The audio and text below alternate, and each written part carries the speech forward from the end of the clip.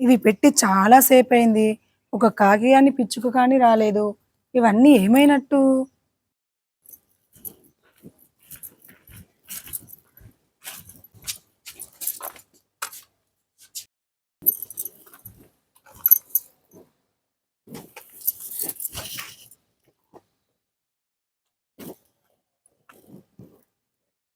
బాబాయ్ కూడా వస్తుండు.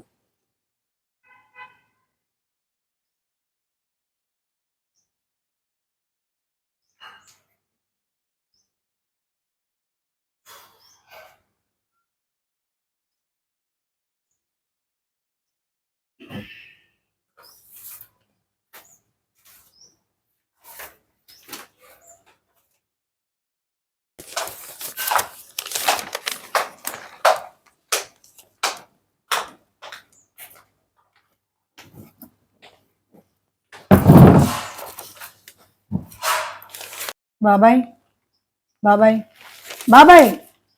ఏంటమ్మా? ఈరోజు తాతయ్య పుట్టినరోజు కదా బాబాయ్. తాతయ్య పుట్టినరోజు నాకు తెలుసు. తాతయ్య పుట్టినరోజు అనే పొద్దున్నే లేచి స్నానం చేసి తాతయ్య ఫోటోకు దండం పెట్టి దీపం ముట్టించి బయటికి వెళ్ళాను. తాతయ్య చిన్నప్పుడు చెప్పేవాడు పశువులకు పక్షులకు ఆహారం పెట్టాలని. ఆహారం తీసుకొని పైనకి వెళ్ళాను, కానీ ఒక పక్షి కానీ, ఒక కాకి కానీ, ఒక పిచ్చుక కానీ ఏదీ రాలేదు. ఇవన్నీ ఏమైనట్టు? నీ బాధ నాకు అర్థమైంది, కానీ ఇది ఈరోజు సమస్య కాదు. చాలా రోజులుగా మనం గమనిస్తున్న మార్పు ఇది.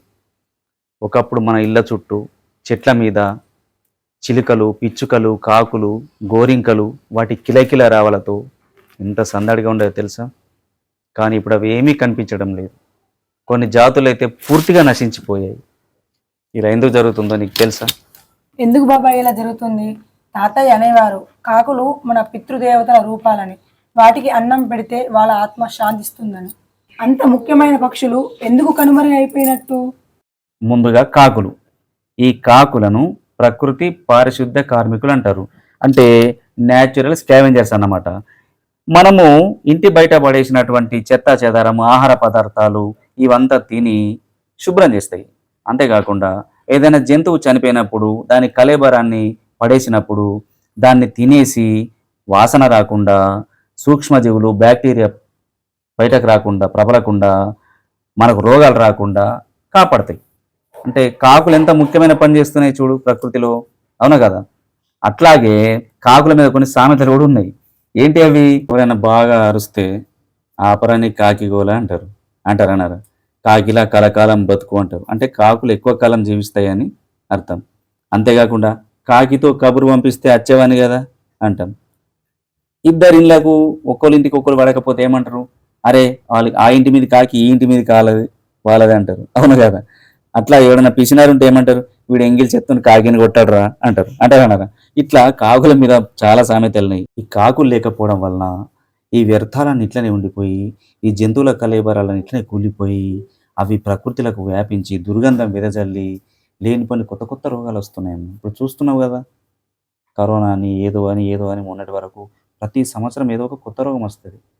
ఇవన్నీ ఎందుకు జరుగుతున్నాయంటే ప్రకృతిలో సమతుల్యత దెబ్బతింటున్నది, అందుకే వస్తున్నది. ఇట్లా కాకులు పర్యావరణంలో కీలక పాత్ర పోషిస్తున్నాయి. అవి లేకపోవడం వల్ల ఇట్లాంటి పరిణామాలు ఏర్పడుతున్నాయి. మనం చీదరించుకునే కాకులు ఇంత మేలు చేస్తాయా? నాకు తెలియదు. మరి పిచ్చుకల సంగతి ఏంటి? పిచ్చుకలు కూడా వ్యవసాయానికి ఎంతో మేలు చేసి రైతులకు ఎంతో మేలు చేస్తాయి. ముఖ్యంగా ఇవి పంట నాశించే చిన్న చిన్న పురుగులను, వాటి లార్వాలను తిని ఆ పురుగుల వ్యాప్తిని అరికడతాయి. దీనివల్ల రైతులకు పురుగు మందులను ఎక్కువగా వాడే అవకాశం రాదు. అంతేకాకుండా ఇవి కొన్ని గింజలను తిని అవి వేరే ప్రాంతాల్లో విసర్జించడం ద్వారా విత్తన వ్యాప్తి జరుగుతుంది. దీన్నే సీడ్ డిస్పర్సల్ అంటారు. ఆహా, చెప్తుండే నాకు ఇప్పుడు అర్థమవుతుంది. మరి గద్దల గురించి కూడా చెప్పు. అవి చాలా ఎత్తులో ఎగురుతూ ఉంటాయి, చూడడానికి భయంకరంగా ఉంటాయి. మరి వాటి సంగతి ఏంటి? గద్దలు, డేగలు, రాబందులు ఆహారపు గొలుసులో పై స్థాయిలో ఉండే మాంసాహార పక్షులు. వీటిని ఎపెక్స్ ప్రెడేటర్స్ అంటారు. ఎలుకలు, ఉడతలు, పాములు, పక్షులు వంటి జంతువులను తింటాయి. అప్పుడప్పుడు చిన్న చిన్న కోడి పిల్లలను కూడా తింటాయి. వీటి వల్ల ఎలుకలు, పాముల వంటి జంతువుల సంఖ్య క్రమంగా కంట్రోల్లో ఉంటుంది. లేకపోతే ఎలుకలు విపరీతంగా పెరిగిపోయి పంటలను నాశనం చేస్తాయి. ఇండ్లలో చేరి ఇండ్లలో ఉన్న వస్తువులన్నింటినీ కొరికి పాడు చేస్తాయి. బట్టలు లాంటివి, సంచులు లాంటివి ఏదంటే అది కొరికి పాడు చేస్తాయి. ఈ గద్దెలే లేకపోతే వీటి సంఖ్య క్రమంగా పెరిగిపోతుంది. అంతేకాదు వీటి చూపు చాలా పవర్ఫుల్ ఉంటుంది. అవి చాలా ఎత్తు నుంచి కూడా కింద ఉన్న చిన్న కోడి పిల్లలు కానీ చిన్న పాము పిల్లలు కూడా ఎత్తుకుపోతాయి. అంటే మనకు సామెతలు చెప్తారు, వాడిది డేగా చూపురా అని. అంటే అంత పవర్ఫుల్ చూపు ఉంటుంది వాటికి, దృష్టి ఉంటుంది వాటికి. బాబాయ్, ఈ పక్షులు మనకు ప్రకృతికి ఇంత మేలు చేస్తాయని తెలిసి నాకు చాలా ఆశ్చర్యకరంగా ఉంది. మరి ఇంత ముఖ్యమైన పక్షులు కనుమరుగైపోవడానికి గల కారణాలు ఏంటి బాబాయ్? మనమేమైనా తప్పు చేశామా? అవునమ్మా పల్లవి, మన మానవ తప్పిదాలే వాటి యొక్క కనుమరుగు కావడానికి చాలా కారణం ఉంది. ముఖ్యంగా వాటి నివాస స్థలాలను ధ్వంసం చేస్తున్నాం. మనం ఇల్లు కట్టుకోవడానికి, ఫ్యాక్టరీలు కట్టుకోవడానికి, రోడ్లు వేయడానికి, వ్యవసాయ స్థలాలను విస్తరించడానికి, అంటే పొలాలను విస్తరించడానికి విచ్చలవిడిగా చెట్లను నరికేస్తున్నాం.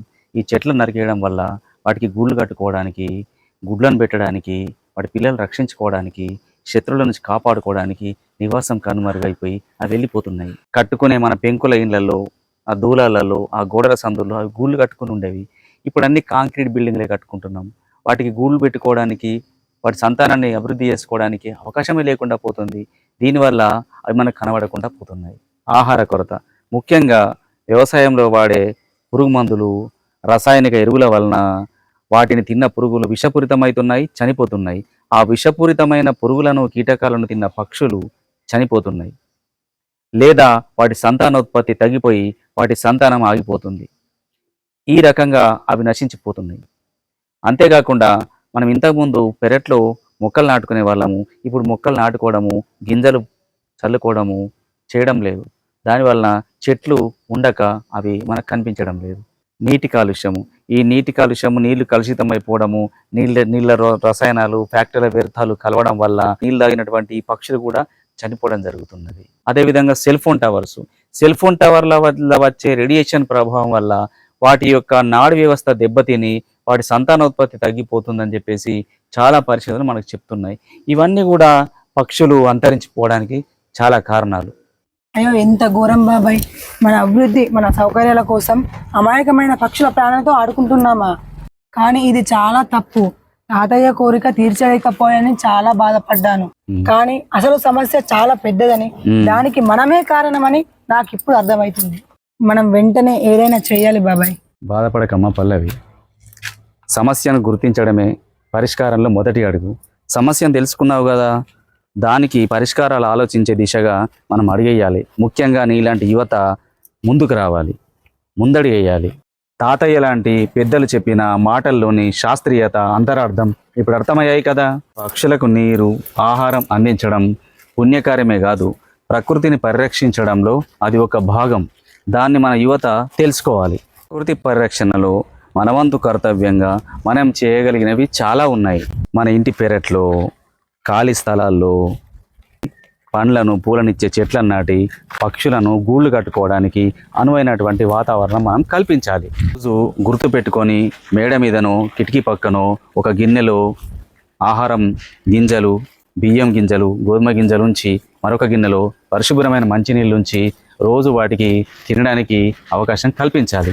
అట్లయితే పక్షులు ఆహారం కోసం, గింజల కోసం మన దగ్గరికి వస్తాయి. కృత్రిమమైన గూళ్ళు ఏర్పాటు చేయడం, అంటే చెక్క పెట్టెలతో కానీ, అట్ట పెట్టెలతో కానీ ఇండ్ల పైన ఎక్కడ వీలైతే అక్కడ గూళ్ళ లాంటివి ఏర్పాటు చేసి దాంట్లో ఆహారము, నీళ్లు పెడితే వాటి కోసం పక్షులు అక్కడికి వచ్చి అక్కడ ఉంటాయి.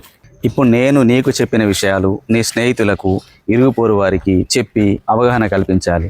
అలాగే పాఠశాలలు, విద్యార్థులకు, కళాశాలల్లో నీ స్నేహితులకు ఇటువంటి విషయాలు అవగాహన కల్పించడము, ప్రకృతి క్లబ్లను ఏర్పాటు చేయడము, చర్చలు, సమావేశాలు నిర్వహించి ఇట్లాంటి అవగాహన కార్యక్రమాలు పెంచడం ద్వారా మనం పక్షులను మళ్ళీ చూడవచ్చు. తప్పకుండా బాబాయ్, మీరు చెప్పింది అక్షరాల నిజం. ఈ ఒక్కరోజే కాదు, తాతయ్య జ్ఞాపకార్థం రోజు మన ఇంటి వెనకాల పక్షుల కోసం నీరు, ఆహారం ఏర్పాటు చేద్దాం. చాలా సంతోషంగా ఉందమ్మా పల్లవి, నీలో ఈ మార్పు చాలా ఆనందంగా ఉంది. ఈ అవగాహన చూస్తుంటే ముచ్చటేస్తుంది. నువ్వు చేయబోతున్న ఈ కార్యక్రమానికి తాతయ్య ఆత్మ కూడా సంతోషించి పరమానంద భరితం అవుతుంది. ప్రకృతిని మనం ప్రేమిస్తే అది మనల్ని కాపాడుతుంది. సరే పద, మనం వెళ్ళి పక్షులకు ఆహారం, నీళ్లు, గింజలు వేద్దాం.